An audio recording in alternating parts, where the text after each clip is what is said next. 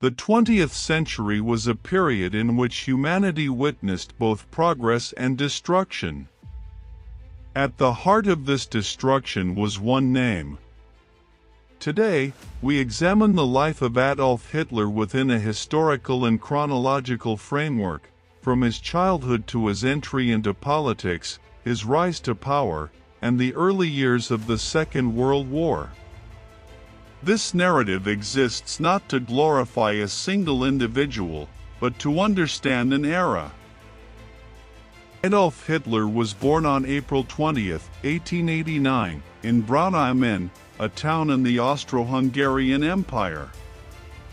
His father, Alois Hitler, was a customs officer known for his strict discipline. His mother, Clara Hitler, was a more protective and calm figure.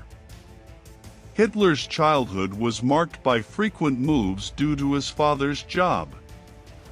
This made it difficult for him to maintain consistency in his schooling and also affected the family's order. His father wanted him to become a civil servant as well. However, Hitler had developed an interest in art, especially painting, at a young age. The conflict between these two expectations often led to tension within the home.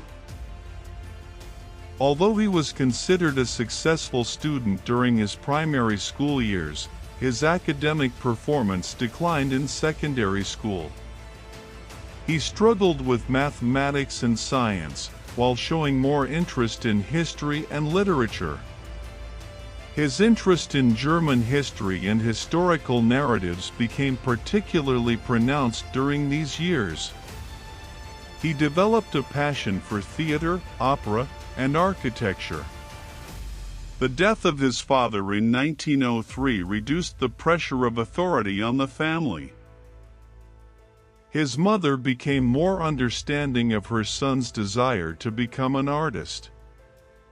Hitler left school and decided to go to Vienna with the dream of becoming a painter. In 1907, she applied to the Vienna Academy of Fine Arts. However, she was not accepted. She tried again a year later and was rejected once more.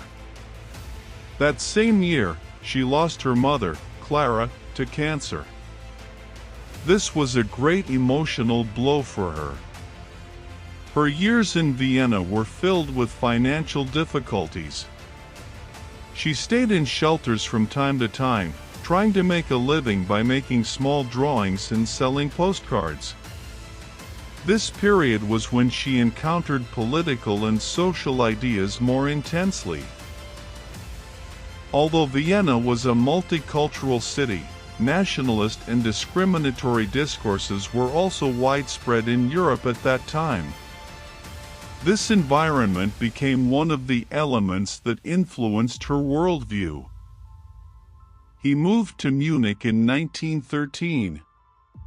A year later, in 1914, World War I broke out.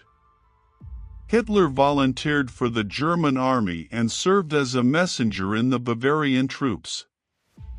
This assignment frequently took him to areas close to the front lines. He was wounded twice during the war. He suffered temporary vision loss in a gas attack. He was awarded the Iron Cross Medal for his bravery. The defeat of Germany in 1918 had a profound impact on Hitler. The Treaty of Versailles created a great sense of anger and humiliation in the country. This atmosphere created fertile ground for the rise of radical politics.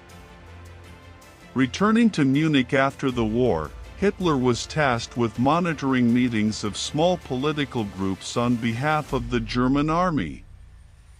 In 1919, he joined a small political organization called the German Workers' Party. He quickly attracted attention with his impressive speaking style and became a prominent figure in the party. The party's name was later changed to the National Socialist German Workers' Party.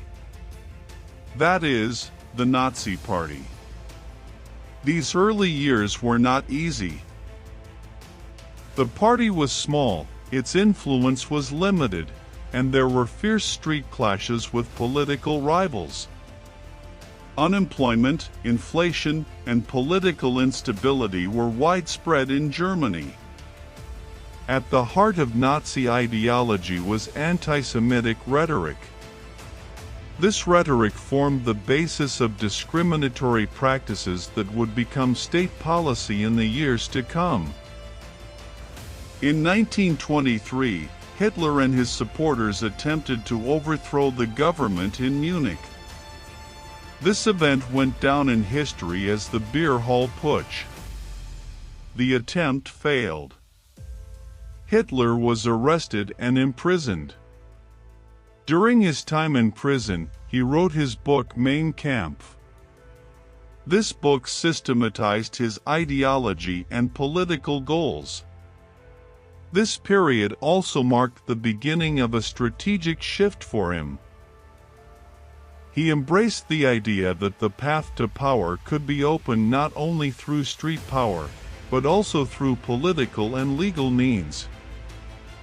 In the late 1920s, Germany faced a major economic crisis. Unemployment increased, and public trust in the existing government decreased. The Nazi Party grew rapidly through propaganda, large rallies, and mass media. It achieved a significant percentage of votes in the 1932 elections.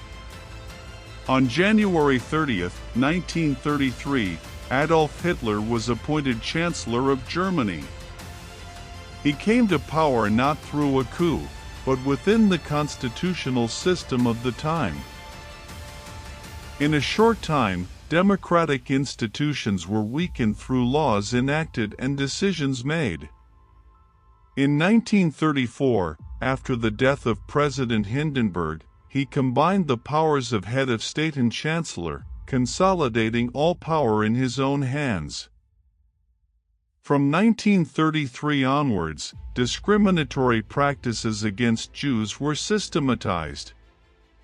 First, they were removed from public office, then excluded from social and economic life. The Nuremberg Laws of 1935 placed Jews in a different legal status. Their citizenship rights were restricted, and they were separated from society. The Kristallnacht night of November 9 to 10, 1938, was a turning point where these policies escalated into violence. Synagogues were burned, businesses were looted, and thousands of Jews were arrested. This process was a harbinger of policies that would turn into an even greater tragedy during the war years. On September 1, 1939, the German army invaded Poland. This marked the beginning of World War II. In the early years, Germany achieved great success with its rapid offensive strategy known as Blitzkrieg. Poland was quickly defeated. France fell in 1940. However, air superiority over Britain could not be achieved. In 1941, the Soviet Union was attacked, and the war became much more destructive on the Eastern Front. During this period, Jews were confined to ghettos in the occupied territories. Mobile units carried out mass executions in Eastern Europe. The Wannsee Conference of 1942 was a turning point, aiming to coordinate the systematic extermination of Jews. In 1945, the war ended in defeat for Germany. When the Soviet army entered Berlin, Hitler was in an underground bunker. He ended his own life on April 30, 1945. Hitler's story is not just the story of one person, but also the story of how an era and a society can be manipulated. History sometimes speaks like a warning. It is up to us to hear it.